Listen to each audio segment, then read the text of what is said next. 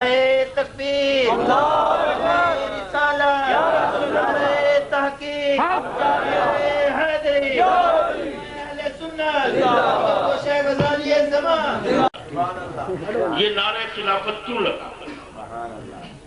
اس کی وجہ عزیزان محترم، یہ ملک وہ ہے کہ جس کو میری ماں نے اپنے سہاگ اجاڑ کے بنایا، میری بہنوں میری بیٹیوں نے اپنی عزتیں برباد کر کے بنایا، میرے نوجوانوں نے اپنی گردنیں کٹا کے بنایا۔ اس ملک کی رگوں میں کلمہ توحید کی آواز آج بھی گونجتی ہے۔ یہ دنیا کا واحد ملک ہے، واحد ملک ہے تو اسلام کے نام پر ہے۔ یہ دنیا کا واحد ملک ہے کہ جس ملک کے اندر کوئی یہودی آباد نہیں ہے۔ عزیزان محترم، اور یہ وہ یہودی وہ بدبخت قوم ہے، وہ بدبخت قوم ہے کہ جو پورے عالم اسلام کے لیے میرے نبی کے دور سے لے کے آج تک ہمارے لیے عذاب بنی کھڑی ہے، اور ہم ان کو سمجھ ہی نہیں سکے۔ اور ہم کیا سمجھتے ہیں؟ اللہ اکبر، ان کو تو صحابہ بھی نہیں سمجھ سکے۔ یہ یہودی تو بدبخت ہوئے، ان کو تو صحابہ بھی نہیں سمجھ سکے۔ جب حضور نورہ سے جب یہودیوں کو نکالنے کا حکم دے دیا تھا تو سارے یہودی نکال دیے گئے، لیکن اس کے باوجود بھی بہت سے یہودی رہ گئے تھے مدینے میں۔ اور وہ کون تھے؟ جنہوں نے اسلام کا لبادہ اوڑھا ہوا تھا، صحابہ کے ساتھ بیٹھتے تھے، مسجد نبوی میں بیٹھے رہتے تھے۔ اور آخری مرتبہ جب میرے آقا نے 32 آدمیوں کے نام لے لے کے فرمایا تو بھی نکل جا، تو بھی یہودی ہے، تو بھی منافق ہے، تو بھی منافق ہے۔ اور صحابہ حیران تھے کہ یہ ہمارے ساتھ بیٹھے اور ہمیں تک پتہ نہیں چلا۔ وہ تو نگاہ نبوت تھی جو جانتی تھی ان کے دلوں کا حال۔ یہ تو وہ بدبخت قوم ہے جن کو صحابہ نہیں پہچان سکتے۔ خدا کے لیے ذرا پھر بھی ہمیں کم از کم تھوڑی سی عقل و خرد سے تو کام لینا چاہیے۔ اور جب حضور نے ان سب کو نکال دیا تو انہوں نے جاتے ہوئے میرے نبی کے نام ایک پیغام بھیجا۔ انہوں نے کہا تھا جاؤ اپنے نبی کو کہنا کہ نہ ہم تجھے چھوڑیں گے نہ تیرے خدا کو چھوڑیں گے۔ آج خدا کی قسم نہ ہمیں نبی کا چھوڑا نہ ہمیں خدا کا چھوڑا۔ یہاں کوئی حاجی بیٹھے ہوئے ہیں، جنت البقیع کے دروازے کے اوپر ایک حدیث لکھی ہوئی ہے۔ جنت البقیع کے دروازے پر اس کے نیچے یہ لفظ بھی لکھے ہوئے ہیں کہ ھذا حدیث صحیح، یہ حدیث صحیح ہے۔ اور وہ حدیث کیا ہے، اس کا مفہوم کیا ہے؟ اس کا مفہوم یہ ہے کہ میرے آقا نے فرمایا کہ قبروں کو مسمار کر دو اور ان میں سے ہڈیوں کو نکال کر باہر دو۔ یہ حدیث لکھی ہوئی ہے جنت البقیع کے دروازے پر۔ تکبیر، رسالت، تحقیق، حیدری، اہل سنت۔ قبروں کو مسمار کر دو، ان کی ہڈیوں کو نکال کر باہر پھینک دو۔ اسی حدیث کی بنیاد پر جنت البقیع کو مسمار کیا گیا۔ اسی حدیث کی بنیاد پر جنت المأویٰ کو مسمار کیا گیا۔ عظیم صحابہ کرام کی قبریں مٹا دی گئی۔ وہ لڑکی کہ جس کے لیے جبرائیل علیہ السلام پیغام لے کر آئے تھے کہ یا رسول اللہ آپ کا رب فرماتا ہے آپ کی بیٹی کو اللہ جنت کی عورتوں کا سردار بنا۔ آج وہ جنت کی سردارنی کی قبر ڈھونڈو کہ نہیں ملے گی۔ آج امیر المومنین سیدنا عثمان غنی کی قبر تلاش کرو نہیں ملے گی۔ اس اسلام کی خاتون اول حضرت سیدہ خدیجۃ الکبریٰ کی قبر دیکھنے جاؤ، نہیں ملے گی،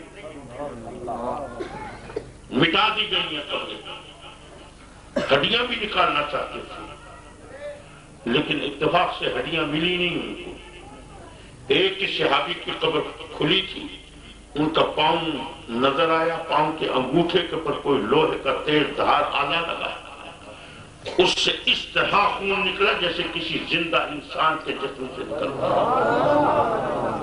وہی قبر کو بند کر دیا۔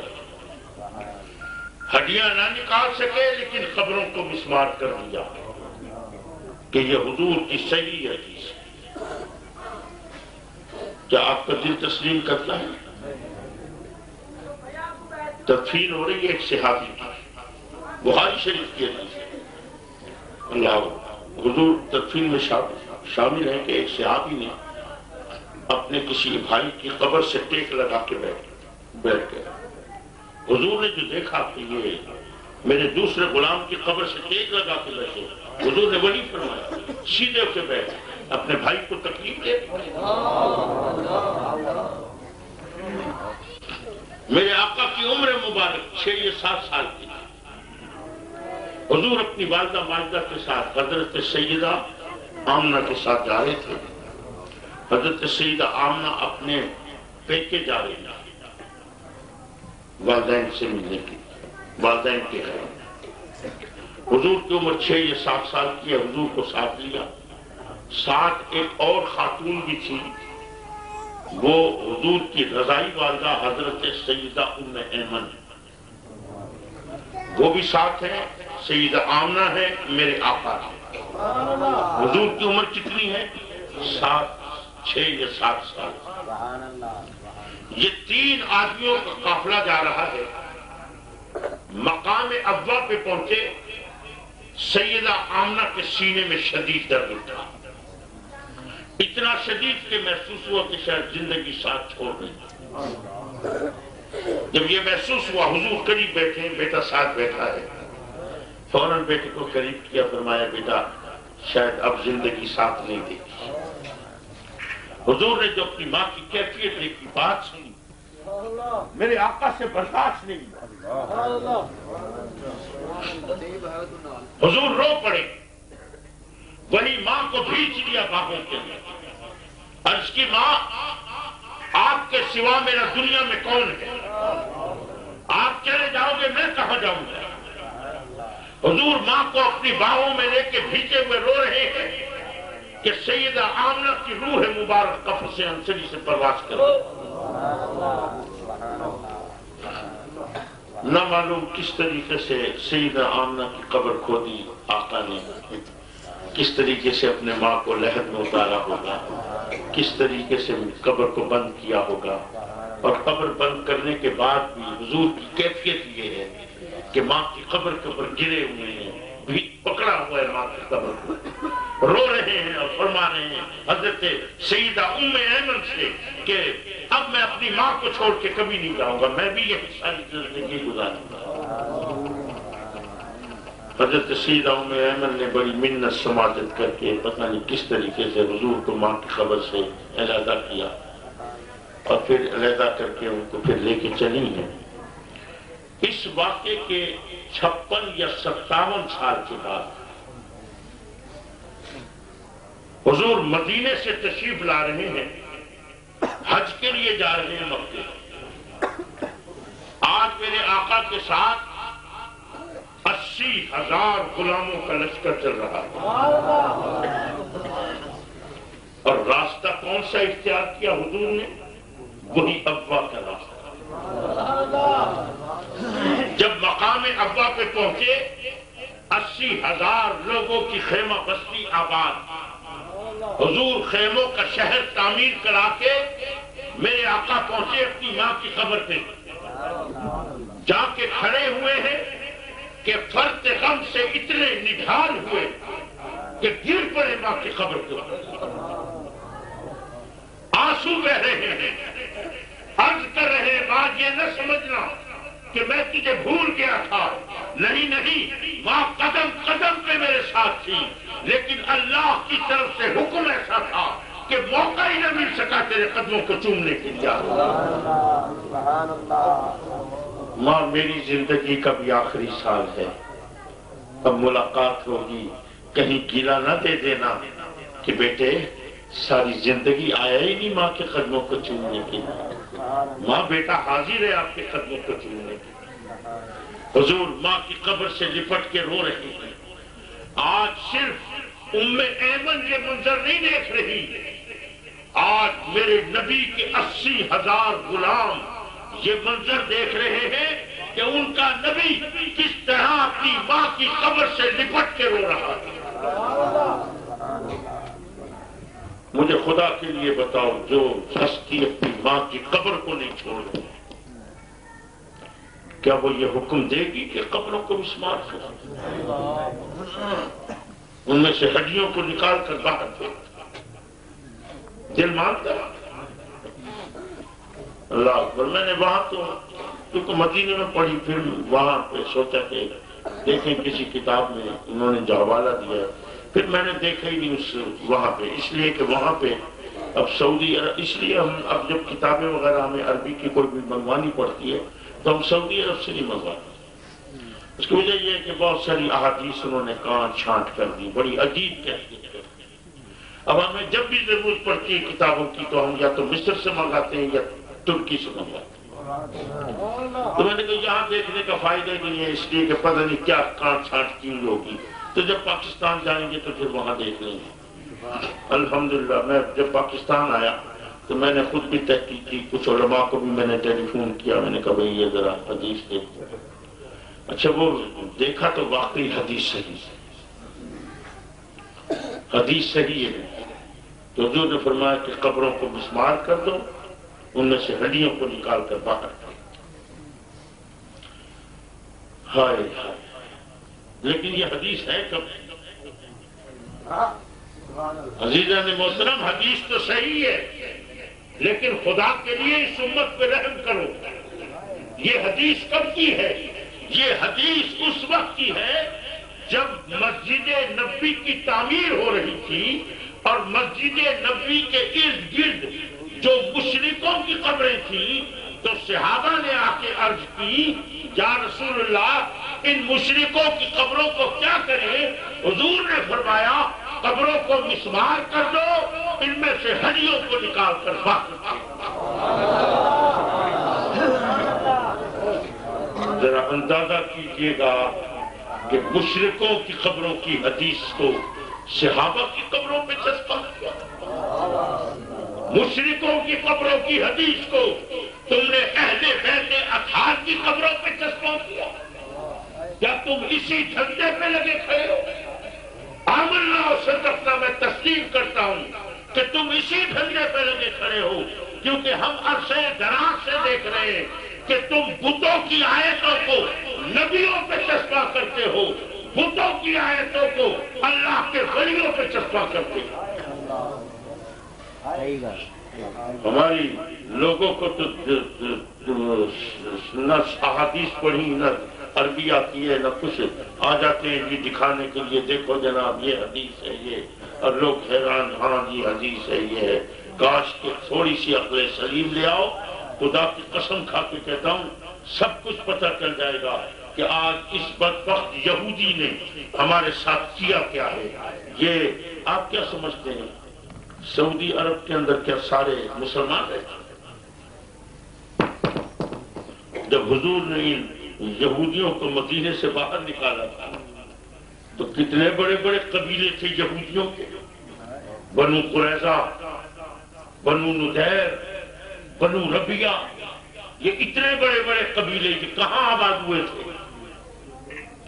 حضور والا یہ سارے یہودیوں کے قبیلے، یہ سارے حرم کی حدود کو چھوڑ کر یہ پورے عرب کے اندر یہ بسے، اور آج اسرائیل کے بعد اگر دنیا کے اندر سب سے زیادہ یہودی اگر کسی ملک کے اندر آباد ہے تو سعودی عرب کے اندر آباد ہے۔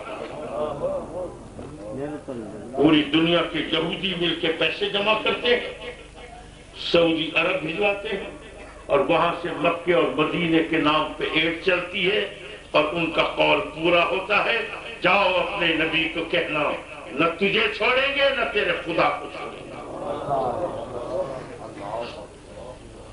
ذرا سوچئے، ہر ایک نے مرنا ہے، ہاں ہر ایک نے مرنا ہے، اور مرنے کے بعد وہ پوچھا گیا نا، پھر کہو گے اللہ صحیح ساکو تو پتہ کوئی نہ ہے، جے کھلے لکشے نے یہ پتہ چلے گا تجھے عقل کس لیے دی تھی، تو نے عقل و خرد سے کام کیوں نہیں لیا؟ اللہ اکبر اللہ اکبر۔ عزیزان محترم، یہ ابھی نعرہ خلافت کیوں لگایا جا رہا ہے؟ یہ آواز کیوں اٹھائی گئی؟ کیا صحابہ سے بہت پیار ہے؟ کیا تمہیں یہ خلافت سے بہت پیار ہے؟ اگر اتنا ہی پیار ہے خلافت سے تو مجھے دکھاؤ کہ کہاں گئی سیدنا عثمان غنی کی قبر۔ اگر اتنے ہی تم محبت کرنے والے ہو تو مجھے دکھاؤ عثمان غنی کی قبر کہاں گئی۔ یہ تمہیں حدیث یہ ملی کیا میرے نبی نے اپنی دور میں، حضور کے دور میں قبریں مٹائی گئی؟ کیا ابو بکر کے دور میں قبریں مٹائی گئی؟ کیا عمر کے دور میں قبریں مٹائی گئی؟ کیا عثمان کے دور میں قبریں مٹائی گئی؟ یہ تو جب تم نے یہ سعودی حکومت قائم کی ہے اس وقت تم نے یہ قبروں کو مٹایا ہے، ورنہ اس سے پہلے تو ساری قبریں موجود تھیں۔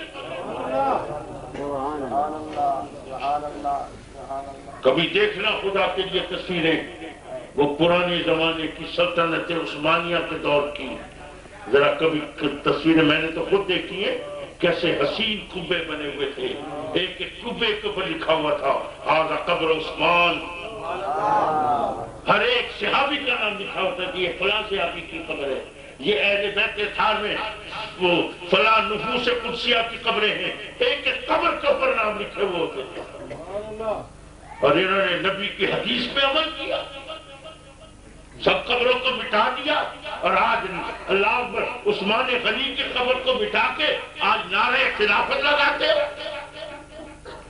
ہم جانتے ہیں تم نعرہ خلافت کیوں لگاتے ہو، اس لیے کہ تمہیں پتا ہے کہ اس ملک میں یہاں پہ جمہوری نظام قائم ہے، یہاں پر جمہوری نظام قائم ہے، تمہاری خواہش یہ ہے کہ کسی طریقے سے جمہوریت ختم کر کے یہاں پر نظام خلافت قائم کیا جائے، اسی لیے یہ بیان دیے جاتے ہیں کہ پاکستان کی اگر تقریر بدلنی ہے تو یہاں پہ نظام خلافت قائم کرنا ہوگا۔ کون سا خلیفہ آئے گا؟ کیا ابو بکر آئے گا؟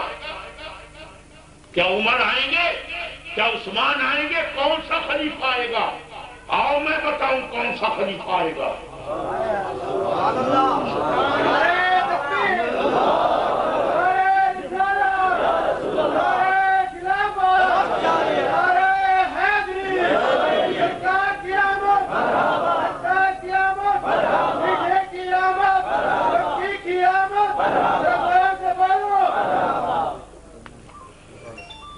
میں کوئی سیاسی اعتبار سے بات نہیں کر رہا، اور جہاں تک میرا خیال ہے، اپنا ذاتی خیال ہے کہ شاید یہ بیچارے عمران خان کو بھی پتہ نہیں ہوگا کہ کھیل کیا کھیل رہے ہیں یہ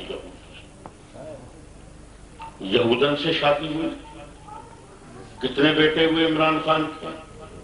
2 بیٹے ہوئے، بیٹوں کی پیدائش کے بعد وہ لڑکی کہاں چلی گئی؟ واپس وہ دونوں بیٹے کہاں گئے؟ کس کے بیٹے ہیں؟ مسلمان کے۔ کہاں پڑھ رہے ہیں؟ کہاں پرورش پا رہے ہیں؟ یہودیوں میں۔ خدا کے لیے تم نے تو مسلمانوں کو تم نے نہ چھوڑا جو اس مسلمان کے گھر میں پیدا ہوئے، جن کا باپ مسلمان، جن کا ملک مسلمان، جو مسلمان معاشرے میں رہے، تم نے تو ان کے عقائد کو تباہ کر کے رکھ دیا۔ تو وہ لڑکے کہ جو دودھ پیتی عمر سے یہودیوں کے پاس پڑھ رہے ہیں، کیا وہ مسلمان ہوں گے؟ یہی دونوں لڑکوں کو لے کر آئیں گے مسلمان بنا کے، اور پھر نظام خلافت قائم کریں گے تاکہ ہمیشہ کے لیے یہ ملک یہودیوں کے ہاتھ میں چلا جائے. جو باہر سے مسلمان ہوں گے اندر سے یہودی ہوں گے. اللہ تبارک و تعالیٰ اس ملک کے اوپر کرم فرمائے.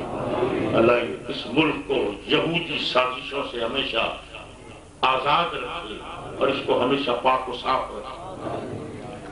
اللہ اکبر اللہ. اللہ تبارک و تعالیٰ ہم سب کے حال پہ کرم فرمائے. اور وہ بات کیا کر رہا تھا؟ ہاں میں بات یہ کر رہا تھا کہ یہ ان کا وتیرہ یہ کہ یہ مشرکوں کی حدیثوں کو صحابہ کی قبروں پہ آزماتے، مشرکوں کی قبروں کی حدیث کو اہل بیت کی اطہار کی قبروں پہ آزماتے، یہ بتوں کی آیتوں کو نبیوں پہ چسپاں کرتے. حضرت عیسیٰ علیہ السلام تشریف لائے. حضرت عیسیٰ علیہ السلام تشریف لائے تو دیکھا کہ سب لوگ بت پرستی میں مبتلا. آپ نے پوری قوم کو بلایا، فرمایا یہ کیا کرنے جاتے ہو بتوں کے پاس؟ یہ تمہیں کیا دے سکتے ہیں؟ جو اپنے آپ کو باقی نہ رکھ سکے تمہیں کیا باقی رکھیں گے؟ جو اپنا بھلا خود نہ کر سکے وہ تمہارا بھلا کیا رکھیں گے؟ جو اپنے آپ کو نہ بچا سکے وہ تمہیں کیا بچائیں گے؟ یہ تم کیا کرنے جاتے ہو بتوں کے پاس؟ آؤ ذرا میرے دامن میں آؤ، میرے دامن میں پناہ دو. میں اللہ کا نبی ہوں. حضور میں جو بھی بات کر رہا ہوں قرآن اور حدیث سے باہر نہیں نکلوں گا، اور اس گارنٹی کے ساتھ کہ اگر کسی کو میری بات پر کوئی اعتراض ہو، کوئی بات ہو تو بے شک کھڑے ہو کے سوال کرے، لیکن شر نہ پھیلایا کرو. بات کرنی ہو تو بات کرو. ہم جو کچھ بھی بات کرتے ہیں بڑے دلیل سے بات کرتے ہیں، ہم کوئی گالم گلوچ سے بات نہیں کرتے. اللہ اکبر اللہ اکبر. یہ کیا کرنے جاتے ہو بتوں کے پاس؟ آؤ میرے پاس آؤ، دیکھو میں اللہ کا نبی ہوں. یہ دیکھو یہ مٹی کے پرندے ہیں، میں ان پہ پھونک ماروں گا اور پھر دیکھنا کہ یہ پرندے کہاں جاتے ہیں. بتائیے قرآن کیا کہتا ہے؟ جب حضرت عیسیٰ علیہ السلام نے ان مٹی کے پرندوں میں جب پھونک ماری ہے وہ کہاں گئے پرندے؟ کہاں گئے پرندے؟ پتہ ہی کہنے سے حاجی صاحب بنے ہوا میں اڑے یا نہیں اڑے؟ اللہ قرآن کہہ رہا، میں نہیں کہہ رہا. ہوا میں اڑے. یہ دیکھو یہ کوڑی ہے، میں اس کے اوپر ہاتھ پھیروں گا اس کو شفا ملے گی. یہ نابینا ہے اس کو بینا کروں گا. ایمان سے بتانا قرآن کہتا ہے یا نہیں کہتا؟ مٹی کے پرندے ہوا میں اڑے، کوڑی کو شفا ملی، نابینا بینا ہوئے. اللہ اکبر اللہ اکبر.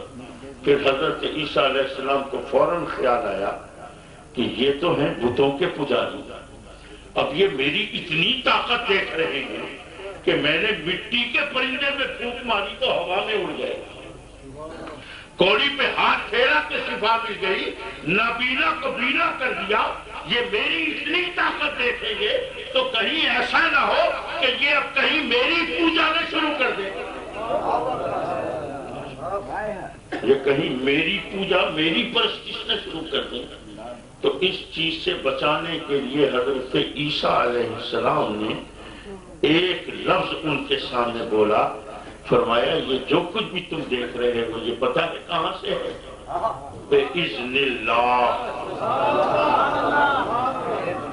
کہاں سے ہے؟ بِإِذْنِ اللَّهِ، اللہ کی طرف سے. اللہ. اب ذرا آئیے حضرت سلیمان علیہ السلام کی دربار. حضرت سلیمان علیہ السلام دربار سے جا کے بیٹھے ہیں اور تخت بلقیس کو منگوانا ہے. آپ پوچھتے ہیں درباریوں سے کوئی ہے جو تخت بلقیس کو میرے دربار میں پیش کرے؟ قرآن کیا کہتا ہے؟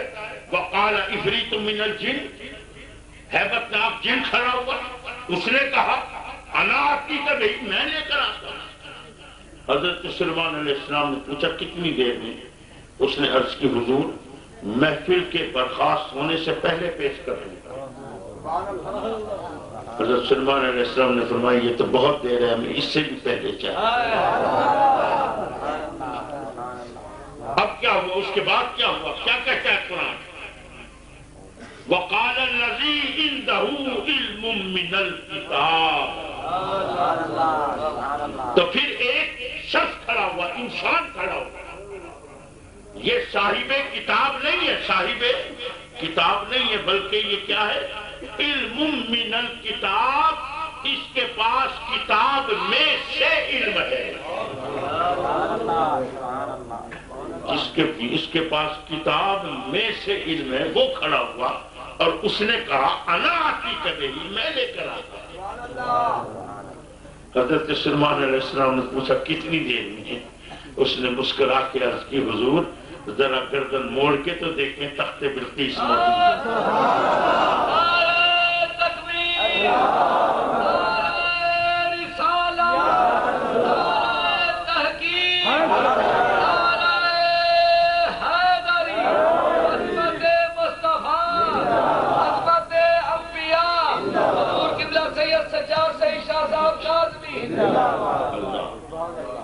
اور ایمان سے بتاؤ، جب حضرت سلیمان علیہ السلام نے جب گردن موڑ کے دیکھا ہے تو ایک پلک کے جھپکنے کے اندر سینکڑوں میل دور سے وہ سینکڑوں ٹن وزنی تک پہنچا یا نہیں پہنچا؟ پہنچا ہے. لیکن کمال دیکھو اس اللہ کے ولی کا.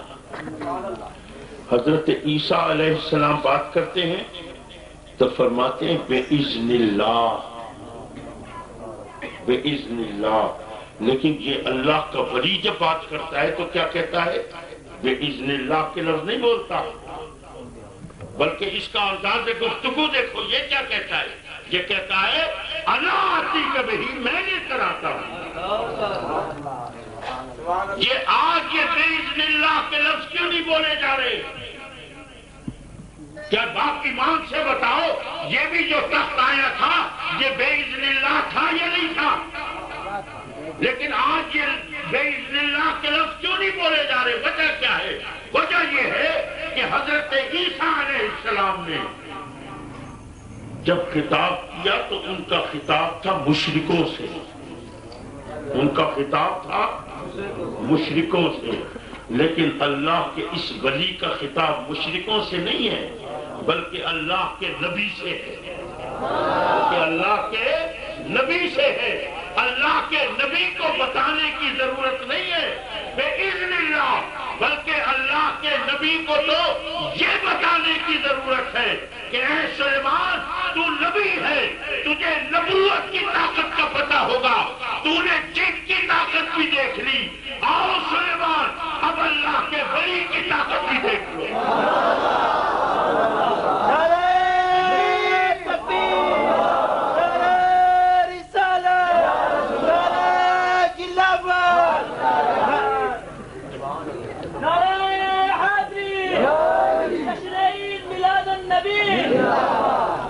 ایسے ہی ہوگا، ایسے یہ اصل ہے ہمارے. میں بھی یقین کریں، میں بھی اب یہ بات اس لیے کر رہا ہوں، ورنہ مجھے کہا کہ بھائی کوئی الزام لگائیں گے یہ فرقہ پرستی. میں نے کہا یار اب میں تو عمر کے آخری حصے میں ہوں، جو سچ ہے کم از کم بتا دوں. کل میرا رب مجھ سے پوچھے گا کہ تجھے جس منصب پہ بٹھایا تھا تو نے اس کا حق ادا کیا یا نہیں کیا. حضور کی ایک صحیح حدیث.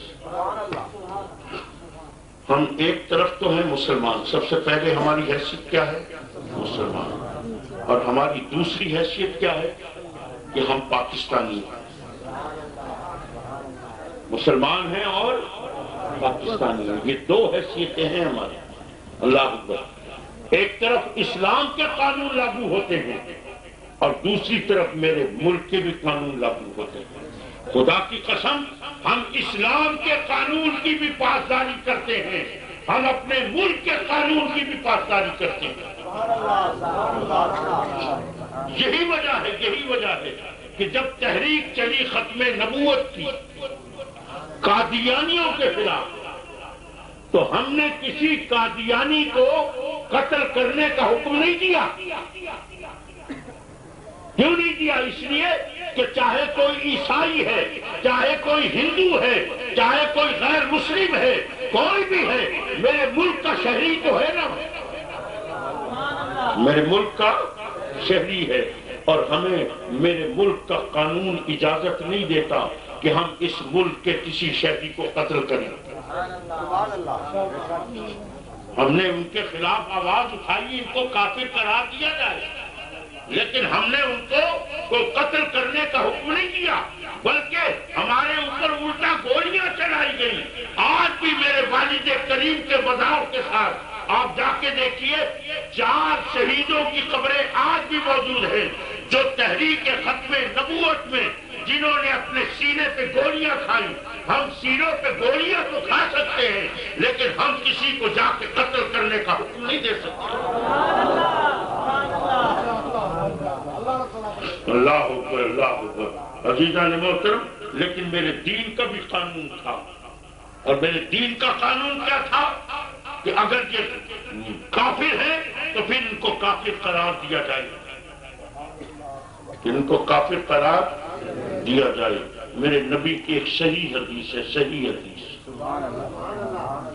اور جو صحیح حدیث کو نہ مانے وہ دائرہ اسلام سے خارج ہے۔ اب ذرا خدا کے لیے سوچنا، میں کوئی فرقہ واریت نہیں پھیلا رہا، میں نے ابھی آپ کو کہا ہم سب کا احترام کرتے ہیں، ہم یہ کام نہیں کرتے جو ہمارے ساتھ ہوا شاہ جمال کے اندر، کہ ہماری مسجد میں آ کے ہمارے لوگوں کو قتل کیا۔ ہم تمہاری مسجدوں میں نہیں جاتے تبلیغ کے لیے، تمہاری مسجدیں تم جانو، ہماری مسجدیں ہم جانے، ہماری مسجدوں میں کیوں گھستے ہو تم؟ شاہ پھیرانے میرے نبی کی صحیح حدیث، صحیح حدیث، حضور نے فرمایا میری امت کے 73 فرقے ہوں گے، میری امت کے 73 فرقے ہوں گے۔ فرمایا کلہم فی النار، سب کے سب جہنمی، الا ملۃ واحدہ، صرف ایک فرقہ ہے جو جنتی ہوگا، باقی سارے کے سارے جہنمی۔ کس نے کہا؟ میرے نبی نے کہا۔ جو تسلیم نہ کرے دائرہ اسلام سے خارج۔ اب اس چکر میں نہ پڑنا کہ ہم جنتی کون ہیں، یہ چکر تو بعد میں چلے گا۔ سب سے پہلے تو یہ چکر سمجھنا کہ وہ ایک فرقہ جو جنتی ہے، تم کس فرقے میں کھڑے ہو، تم جس فرقے میں بھی کھڑے ہو، بریلوی ہو تب، دیوبندی ہو تب، وہابی ہو تب، پرویزی ہو تب، چکڑالوی ہو تب، قادیانی ہو تب۔ یہ قادیانیوں کا نام میں نے کیوں لیا؟ اس لیے کہ قادیانی صرف پاکستان کے اندر غیر مسلم ہیں، ورنہ پوری دنیا کے اندر ان کو مسلمان مانا جاتا ہے۔ صرف یہ ہمارے ملک کا اعزاز ہے کہ ہم نے ہمارے ملک کے قانون میں ان کو کافر قرار دیا گیا، ورنہ دنیا کا کوئی مسلم ملک بھی ان کو کافر نہیں کہتا۔ سعودی عرب کے اندر آپ یہ جتنے قادیانی ہیں، پاکستانی پاسپورٹ نہیں بنتا ان کا، مسلم کا پاکستانی پاسپورٹ نہیں بنتا، لیکن جا کے دوسرے ملکوں سے مسلم کا پاسپورٹ حاصل کر کے اور سعودی عرب جاتے ہیں۔ اللہ اکبر، اللہ۔ تو میں یہ عرض کر رہا تھا کہ اب آپ اسی لیے میں عرض کر رہا ہوں کہ ہم ان کی مسجدوں میں نہیں جاتے، ہم وہاں کوئی تبلیغ نہیں کرتے، اور ہمارا یہی مطالبہ ہے کہ جب ہم تمہاری مسجد میں نہیں آتے، تم کیوں مسجدوں میں آتے ہو ہمارے؟ اب آپ جس فرقے میں بھی کھڑے، جس فرقے میں بھی کھڑے، کیوں کھڑے ہیں اس فرقے میں؟ اس کو سچا سمجھتے ہو، اس کو جھوٹا سمجھتے ہو؟ چاہے بریلوی ہے تب، چاہے دیوبندی ہے تب۔ اگر تو دیوبندی ہے تو دیوبندیوں کے ساتھ کیوں کھڑا ہے؟ ان کو سچا سمجھتا ہے۔ اگر تو وہابی ہے تو ان کے ساتھ کیوں کھڑا ہے؟ ان کو سچا سمجھتا ہے۔ تو جس فرقے میں بھی کھڑے ہو، تیرا یہ ایمان ہونا چاہیے اس حدیث کے تحت کہ یہی فرقہ سچا ہے، باقی سارے کے سارے جہنمی ہیں،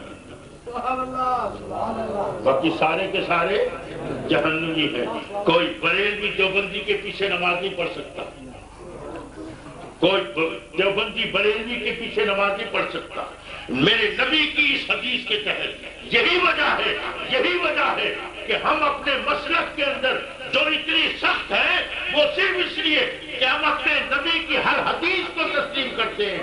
ہم جہاں کھڑے ہیں ہم کسی اور کے پیچھے جا کے کبھی نماز نہیں پڑھتے. اللہ اب کون سا فرقہ ہے جو سچا ہے؟ اب سوال یہ ہوگا کون سا فرقہ ہے جو سچا ہے؟ ایک چھوٹی سی مثال دے دوں. ایک شخص ہے زید, اس کی ہے کچھ وراثت جو اس کے بیٹوں میں تقسیم ہونی ہے. 10 لڑکے کھڑے ہو جاتے ہیں, وہ کہتے ہیں جی زید ہمارا باپ ہے. کیا وراثت تقسیم کرنے والا ان 10 لڑکوں میں وراثت تقسیم کر دے گا یا پہلے تحقیق کرے گا؟ تحقیق کرے گا کہ کون زید کا بیٹا ہے, کون زید کا بیٹا نہیں ہے. جو زید کا بیٹا ہوگا اس کو زید کی وراثت ملے گی, جو زید کے بیٹے نہیں ہوں گے وہ سارے جھوٹے محروم. اللہ اکبر, خدا کی قسم کھا کے کہتا ہوں یہ تو میدان محشر میں پتہ چلے گا جب یہ فرقوں کو لوگوں میں تبدیل کرتا ہوں کہ 73 آدمی کھڑے ہوں گے, وہ کہیں گے ہم محمد کے امتی ہیں, لیکن میرا نبی صرف ایک کی طرف اشارہ کرے گا, کہے گا یہ میرا امتی ہے, باقی سارے جھوٹے. نعرہ تکبیر, نعرہ رسالت, نعرہ تحقیق, نعرہ حیدری, علماء اہل سنت. تو وہاں پتہ چلے گا میرا نبی کس کو کہے گا یہ میرا امتی ہے. اللہ اکبر, اللہ اکبر. اب میرا نبی کس کو کہے گا یہ میرا امتی ہے؟ جنہوں نے نبی کے ماں باپ کو نہ چھوڑا, آج کفر کے فتوے لگائے کھڑے. جس نے میرے نبی کے ماں باپ کے اوپر کفر کے فتوے لگائے, میں اس سے پوچھتا ہوں کہ مجھے ایک بات کا جواب دے دے کہ نبی معصوم ہے, نبی معصوم ہے اور ولی محفوظ ہے, ولی محفوظ ہے. اللہ اکبر. تیرا باپ مر گیا, تیری ماں مر گئی, نہ وہ نبی ہے نہ وہ ولی ہے. جو نہ نبی ہو نہ ولی ہو, ایمان سے بتاؤ گناہگار ہے یا نہیں ہے نا گناہگار؟ اب تیرا باپ بھی مر گیا, تیری ماں بھی مر گئی, اور کوئی آ کے تجھے یہ کہے کہ تیرا باپ بڑا گناہگار تھا, تیری ماں بہت گناہگار تھی, تو قسم کھا کے بتا دے تجھے اچھا لگے گا؟ حالانکہ وہ سچ کہہ رہا ہے, گناہگار تھے لیکن تجھے اچھا نہیں لگ رہا. ارے ذرا سوچ کہ تجھے تو سچ بولنے پہ بھی تجھے غصہ آ رہا ہے, تجھے اچھا نہیں لگ رہا, اور تو میرے نبی کے وہ والدین کہ رب کریم نے جن کو چن چن کے جن کی پیشانیوں میں اپنے نبی کا نور رکھا, وہ نیک وہ صالحہ خاتون جس کے رحم کے اندر اللہ نے میرے نبی کے نور کو رکھا, تو ان کے بارے میں برداشت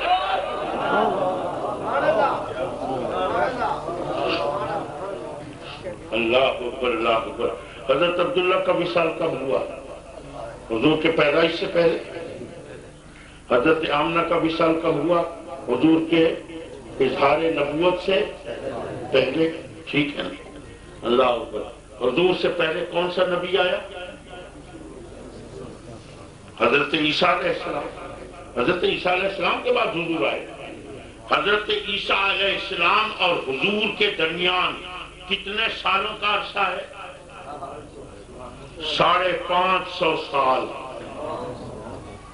550 سال. عزیزان محترم, جس کے اندر حضرت عیسیٰ کی تعلیمات مسخ, حضرت عیسیٰ کی تعلیمات مسخ ہو چکی ہیں. انجیل میں تحریف, تورات میں تحریف. آنے والے نبی نے ابھی اظہار نبوت نہیں کیا. ایمان سے بتانا, اس عرصے میں جو لوگ پیدا ہوئے اور مر گئے, اس عرصے کے اندر کہ نہ پہلے نبی کی تعلیمات ان کو ملی، نہ آنے والا نبی ابھی آیا ہے۔ اس عرصے میں جو لوگ پیدا ہوئے اور مر گئے، تمہارے نزدیک وہ جنتی ہیں یا دوستی ہیں؟ حضور والا اس دور کو کہتے ہیں زمانہ فطرت، جس میں نہ پہلے نبی کی تعلیمات ملے اور نہ آنے والا نبی ابھی آیا ہو، نہ اس کی تعلیمات ملے۔ اس دور میں جو لوگ پیدا ہوئے مر گئے، جو لوگ رہے، ان کو کہتے ہیں یہ زمانہ فطرت کے لوگ ہیں۔ زمانہ فطرت میں رہنمائی کون سی چیز کرتی ہے؟ زمانہ فطرت میں رہنمائی کرتی ہے، کیونکہ نبی کی تعلیمات تو ہے نہیں جو وہ رہنمائی کرے۔ اس وقت رہنمائی کے لیے وَفِي أَنفُسِكُمْ أَفَلَا تُبْصِرُونَ، تیرے اندر سب کچھ رکھا ہوا ہے، ذرا ٹٹول اپنے من کو، جس کے لیے اقبال نے بھی کہا تھا اپنے من میں ڈوب کر پا جا سراغ زندگی، اپنے من میں ڈوب کر پا جا سراغ زندگی، تو اگر میرا نہیں بنتا نہ بن اپنا تمہارا۔ اس وقت جنہوں نے فطرت کے مطابق زندگی گزاری، فطرت کے مطابق زندگی گزاری، وہ جنتی ہیں، اور جنہوں نے فطرت کو چھوڑا وہ دوستی ہیں۔ اس دور میں تیری رہنمائی کے لیے تیری فطرت کافی ہے، تیری فطرت کافی ہے۔ فطرت کی ایک تھوڑی سی مثال دینا، اللہ کو ایمان سے بتائیے، کیا آپ یہ پسند کریں گے کہ کوئی آپ کے منہ پہ تھپڑ مارے؟ نہیں پسند، پھر آپ کیوں دوسرے کے منہ پہ تھپڑ مارتے ہیں؟ کیا آپ یہ پسند کریں گے کہ کوئی آپ کو قتل کرتے ہیں؟ پھر آپ قتل کیوں کرتے ہیں؟ کیا آپ یہ پسند کریں گے کہ کوئی آپ کی ماں بہن بیٹی کے ساتھ آپ کے زیادتی کرے؟ پھر تم کیوں کرتے ہو دوسروں کی ماں بہن بیٹی کے ساتھ زیادتی؟ یہ ہے فطرت، یہ تجھے فطرت بتاتی ہے کہ چیز کہ کیا چیز صحیح ہے، کیا چیز غلط ہے۔ جو چیز تو اپنے لیے پسند کرتا ہے، خدا کی قسم وہی دوسرے کے لیے پسند کر، جو اپنے لیے ناپسند کرتا ہے وہی دوسرے کے لیے ناپسند کر۔ یہی فطرت بتاتی ہے۔ مجھے ایمان سے بتاؤ، حضور کے والدین کے بارے میں کوئی ایک بات ثابت کر دو کہ میرے نبی کے والدین نے کوئی غیر فطرتی عمل کیا ہو۔ نعرہ تکبیر، نعرہ رسالت، نعرہ رسالت، غزالی الزمان۔ اللہ اکبر، اللہ اکبر۔ یہ تو وہ لوگ تھے جن کو اللہ نے چنا تھا۔ کون سی نفوس قدسیاں ہیں کہ جن کے پیشانیوں میں اپنے نبی کا نور چمکا ہو؟ وہ کون سی نیک خاتون ہے کہ جس کے رحم میں اپنے نبی کا نور رکھا؟ اللہ نے ایک ایک کو چن چن کے رکھا ہے۔ یہ تو وہ مبارک اور وہ عظیم ہستیاں ہیں کہ خدا کی قسم جب میرے آقا کا نور حضرت عبداللہ کی پیشانی میں چمکتا تھا، ذرا پڑھو تاریخ کی کتابیں، حضرت عبداللہ جہاں سے گزرتے تھے جانور سجدہ کرتے ہوئے گزرتے تھے۔ اللہ اکبر، اللہ اکبر۔ تو میرے نبی کے ماں باپ کے لیے بکواس کرے اور پھر کہے کہ میں نبی کا امتی ہوں۔ کوئی میرے نبی کے اصحاب کو بھونکے، کوئی میرے نبی کی آل کو بھونکتا ہے، کوئی میرے نبی کی ازواج کو بھونکتا ہے، کوئی میرے نبی کی ذات کو بھونکتا ہے اور کہتے ہیں کہ ہم نبی کے امتی ہیں۔ یہ تو تجھے میدان محشر میں پتہ چلے گا جب میرا نبی کہے گا میرے ماں باپ کو بھونکتا رہا، جلدی چل میرا امتی نہیں ہے۔ اے سنیو، تم خوش نصیب ہو، خوش نصیب ہو کہ تمہارا دامن عقیدت نبی کے ماں باپ سے بھی وابستہ ہے، نبی کے اصحاب سے بھی وابستہ ہے، نبی کی آل سے بھی وابستہ ہے، نبی کی اولاد سے بھی وابستہ ہے، نبی کی ازواج سے بھی وابستہ ہے اور نبی کی ذات سے بھی وابستہ ہے۔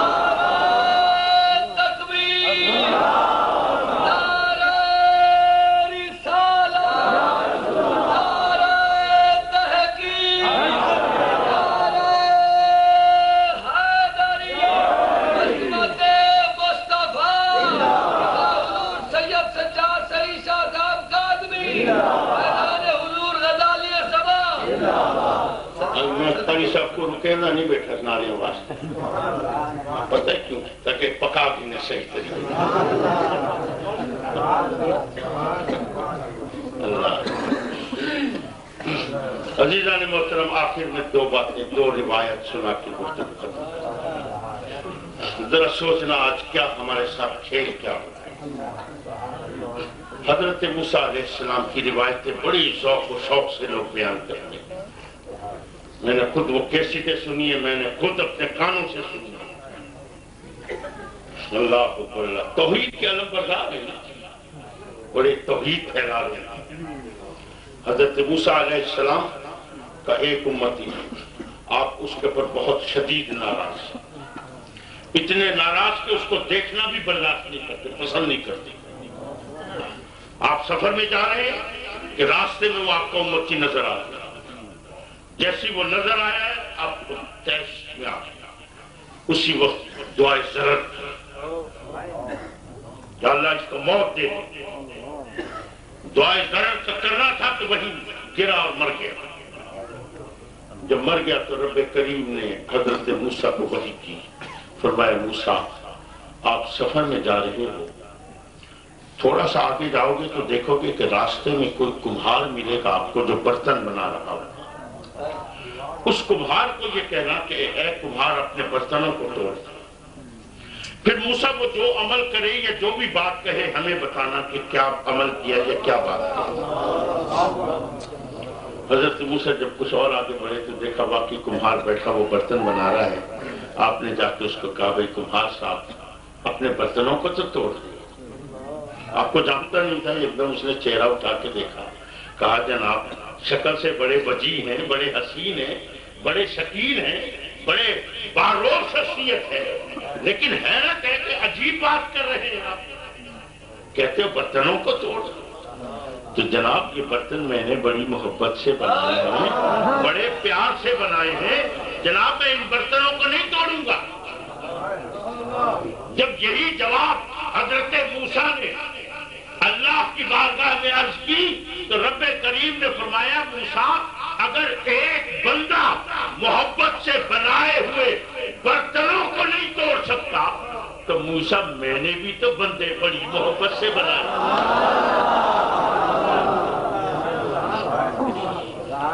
بالکل اس سے ملتی جلتی ایک روایت اور بھی آتی ہے، اور وہ کیا کہ اسی طریقے سے حضرت موسیٰ ایک اور امتی پہ انتہائی ناراض ہوئے، بہت تیش میں آ گئے، جلال میں آ گئے، اور اتنا تیش اتنا جلال کہ آپ نے حکم دیا زمین کو کہ زمین اس کو پاؤں سے پکڑ لے اور اپنے اندر دفن کر دے۔ زمین نے پکڑا اور کھینچنا شروع کیا۔ جب وہ دھسنے لگا، جب وہ دفن ہونے لگا، اس نے حضرت موسیٰ کے آگے ہاتھ جوڑ عرض کی موسیٰ معاف کر۔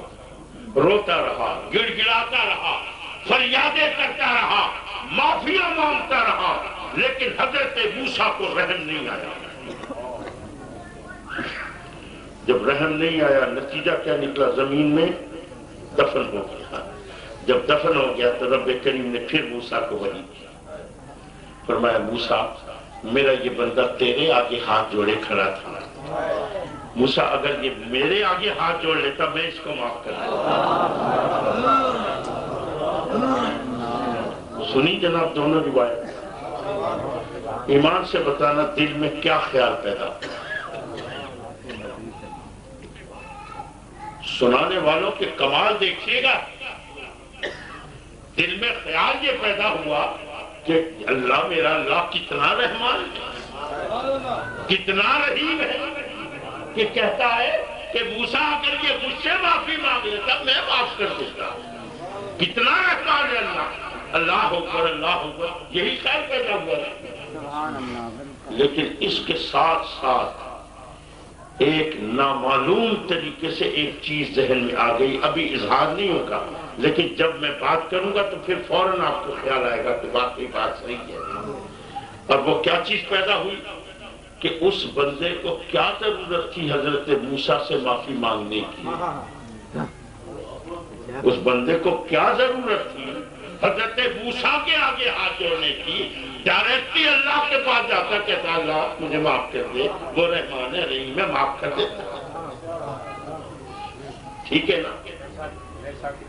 ایمان سے بتاؤ نبوت کی کاٹ ہوئی یا نہیں ہوئی؟ کیا ضرورت ہے نبی کے پاس جانے کی؟ ارے اللہ کے بندے، خدا کے لیے نامعلوم طریقے سے تم جو نبوت سے دور کر رہے ہو، مجھے اسی حدیث میں جواب دے دے۔ اے رب کریم، تو بہت رحمان ہے، تو بہت رحیم ہے، تو اپنے بندوں سے بہت پیار کرتا ہے، تو نے اپنے موسیٰ کو کیوں نہیں کہا اے موسیٰ پرے ہٹو، تم معاف نہیں کرتے، میں اس کو معاف کروں گا؟ اے رب کریم، تو نے کیوں نہیں معاف کیا؟ رب کریم جو درس دینا چاہتا ہے وہ یہ بتانا چاہتا ہے کہ یاد رکھنا، اگر میرا نبی معاف نہیں کرے گا میں کبھی بھی معاف نہیں کروں گا۔ اگر میرا نبی معاف نہیں کرے گا تو میں کبھی بھی معاف نہیں کروں گا۔ پھر حضرت موسیٰ کو کیوں وحی ہو رہی ہے؟ نبیوں میں واحد نبی ہے حضرت موسیٰ، جو انتہائی جلالی نبی، انتہائی جلالی نبی، اور حضرت موسیٰ ہی کا ایک امتی ہے۔ حضرت امام سیوطی نے اس حدیث کو نقل کیا ہے، حضرت موسیٰ ہی کا ایک امتی ہے جو انتہائی گناہگار، انتہائی سیاہکار، اتنا گناہگار کہ جب وہ مرا بنی اسرائیل نے اس کو دفنانا بھی پسند نہیں کیا، اس کی لاش کو اٹھا کے کوڑے کے ڈھیر پہ پھینک دیا۔ جب کوڑے کے ڈھیر پہ پھینک دیا تو رب کریم نے حضرت موسیٰ کو وحی کی، فرمایا موسیٰ میرا فلاں بندہ کوڑے کے ڈھیر پہ پڑا ہوا ہے، جاؤ اس کو اٹھاؤ، عزت سے نہلاؤ، عزت سے دفناؤ۔ موسیٰ اللہ اکبر، حضرت موسیٰ نے عرض کی اے رب کریم، پوری بنی اسرائیل گواہی دیتی ہے کہ یہ تیرا انتہائی نافرمان، لیکن رب کریم اس کا کون سا عمل تھا؟ فرمایا موسیٰ بتاؤ اس کا عمل کیا؟ یہ جب بھی تورات کی تلاوت کرتا تھا، یہ جب بھی تورات کی تلاوت کرتا تھا، وَنَظَرَ إِلَىٰ اسم محمد، اور جب اس کی نگاہ اسم محمد میں پڑتی تھی قَبَّلَهُ، تو یہ اس نام کو چوما کرتا تھا۔ اور موسیٰ یہ کیوں چومتا تھا اس نام کو؟ امتی تیرا ہے، امتی تیرا ہے، اور نام چونتا ہے محمد کے۔ وجہ کیا ہے؟ وجہ یہ ہے موسیٰ اتنے جلال میں نہ آیا کرو، ایک اور نبی بھی آئے گا، وہ کیسا نبی ہوگا؟ وہ ہوگا کہ اس کے نالین مبارک اگر خون سے بھی تر ہو جائیں گے تب بھی وہ دعائیں ضرر نہیں کرے گا، کہے گا اے اللہ میں ان کو معاف کرتا ہوں، ممکن ہے ان کی اولاد میں سے کوئی مسلمان ہو جائے۔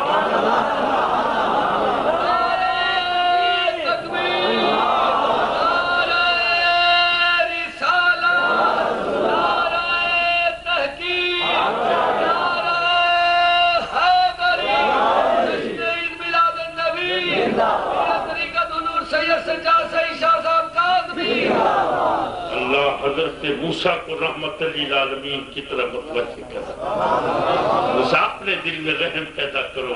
ایک بڑا رحمتوں والا نبی آئے گا، بڑا رحمتوں والا نبی آئے گا۔ کیسا رحمتوں والا؟ کیسا رحمتوں والا؟ حضور کے صاحبزادے، حضور کے لخت جگر، حضور کے نور نظر حضرت ابراہیم کا جب وصال ہوا ہے، حضور کے پر انتہائی رنجیدگی کی کیفیت ہے، حضور انتہائی مزمحل ہیں، افسردہ بیٹھے ہیں۔ حضرت عائشہ صدیقہ نے دیکھا کہ حضور بہت افسردہ ہیں، ان سے برداشت نہیں ہوا، وہیں سے دوڑی ہوئی آئی حضور کی بارگاہ میں اور آ کے کھڑی ہوئی اور بولنا شروع کیا ہے۔ اس طرح بولی ہے کہ حضور کو بولنے نہیں دیا، خود ہی سوال کرتی تھی، خود ہی جواب دیتی تھی۔ آ کے کھڑی ہوئی حضور کی بارگاہ میں اور عرض کی آقا کیوں اتنے افسردہ ہیں، کیوں اتنے پریشان ہیں؟ آقا افسردہ تو وہ ہو، پریشان تو وہ ہو کہ جس کے پاس کوئی اختیار نہ ہو، جس کے پاس کوئی اختیار نہ ہو. اب حضور کا جواب نہیں سن رہی، خود ہی سوال کیا، خود ہی جواب دے رہی ہیں. فرماتی ہیں آقا میں جانتی ہوں، مجھے پتا ہے آپ کے رب نے آپ کو ایک دعا کا ایسا اذن دیا ہے کہ ابھی الفاظ بھی پورے ادا نہ ہوں اور دعا بے عین ہی پوری ہو جائے. حضور ابھی دعا کے لیے ہاتھ اٹھا دیں، ابھی کہتے ہیں یا اللہ میرے ابراہیم کو زندہ کر دے. آقا ابھی ابراہیم زندہ ہو جائے گا. حضور کیوں پریشان ہے؟ ایمان سے بتاؤ، اگر میرے آقا دعا کے لیے ہاتھ اٹھا دیتے ابراہیم زندہ ہوتا یا نہیں ہوتا؟ ہوتا. لیکن میرے نبی نے کیا کیا؟ حضور نے عائشہ کے چہرے کی جانب دیکھا، فرمایا عائشہ جس دعا کا تو ذکر کر رہی ہے نا، وہ دعا میں نے میدان محشر کے لیے سنبھال کے رکھی. جب میری امت اپنے گناہوں میں گھری ہوئی ہوگی، عائشہ مجھ سے برداشت نہیں ہوگا، اس وقت دعا کے لیے ہاتھ اٹھا کے کہوں گا میرے اللہ میری امت کی بخشش کر دے. ابھی الفاظ بھی پورے ادا نہیں ہوں گے کہ ندا ہوگی اے محمد تیری امت کی بخشش کر دی گئی. میرے دوست مجھے خدا کے لیے بتاؤ، جو نبی اپنے بیٹے کی زندگی نہیں مانگتا، اپنے بیٹے کی زندگی نہیں مانگتا، اپنی امت کی بخشش مانگتا ہے، آج اس نبی کی امت اپنے نبی کے ساتھ کیا کر رہی ہے؟ آج بےہودہ قسم کے سوالات کرتے ہیں. اللہ اکبر، یہ میلاد النبی، یہ عید ہے، یہ عید ہے، تو عید کی تو نماز ہوتی ہے، اس کی نماز کون سی ہوتی ہے؟ اگر تو نے نہیں پڑھی ہوگی نماز، اس عید کی نماز ہے، اس عید کی. اور میں کہہ کے جاتا ہوں آپ کو بھی، خدا کے لیے میرے والد کریم، مجھے آج تک یاد ہے، میرے پہلے بچپن سے دیکھا جیسے ربیع الاول کا مہینہ آتا تھا اور یہ ہوتا تھا کہ آج چاند نظر آئے، والد کریم فوراً چاند کو دیکھتے تھے. اللہ اکبر، چاند کو دیکھنا شروع کرتے، چاند نظر آ جاتا تو ٹھیک ہے، اور اگر نہیں بھی نظر آتا تو پوچھتے بھئی ہوا یا نہیں ہوا. جب تصدیق ہو جاتی کہ ربیع الاول کا چاند نظر آ گیا، آپ فوراً گھر میں تشریف لاتے اور گھر میں تشریف لا کے سب کو آواز دیتے، فرماتے بچوں وضو کر لو، آقا جی بابری کا مہینہ آ گیا، 2 رکعت نماز نفل کے شکرانے کے پڑھنے ہیں کہ اللہ نے اس مہینے میں وہ ذات دے دی کہ جس ذات کی وجہ سے ہماری دنیا بھی سنور گئی، ہماری آخرت بھی سنور گئی. میں نصیحت کر کے جاتا ہوں، ان بدبختوں کو جلانے کے لیے آئندہ سے خدا کے لیے 12 ربیع الاول کا جب جلوس نکلا کرے گا، اس سے پہلے 2 رکعت اپنے رب کی بارگاہ میں شکرانے کے ادا کر کے چلنا کہ رب کریم تیرا شکر ہے کہ وہ دن آ گیا جس دن تیرا نبی دنیا میں تشریف لائے. اللہ تبارک و تعالیٰ اس گھر کو آباد رکھے، اس گھر کے مکینوں کو آباد رکھے، آپ سب کو عزتوں کے ساتھ رکھے، رزق میں برکتیں ہوں، جانوں میں برکتیں ہوں، سلامتیوں کے ساتھ رہیں. وآخر دعوانا الحمدللہ.